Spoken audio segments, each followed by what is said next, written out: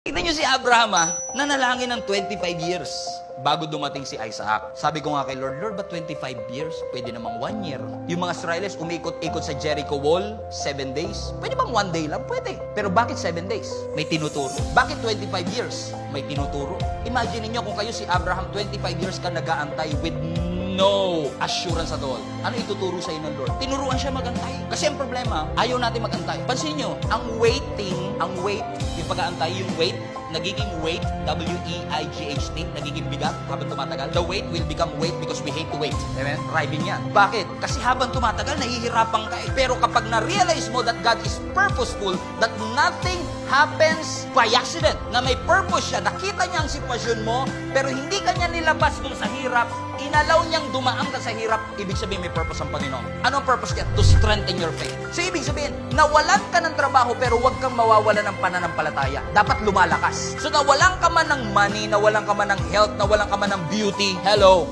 but don't ever lose your faith. Why, Pastor? Listen to me. Kasi mawala na sa iyo ang lahat. Mawala na lahat ng asset mo, pero ang pinaka-importanting asset na hindi dapat mawala, faith. Because it is impossible to please God kapag wala kang faith. So mawala na ang lahat, huwag lang yung pananampalataya mo sa Panginoon.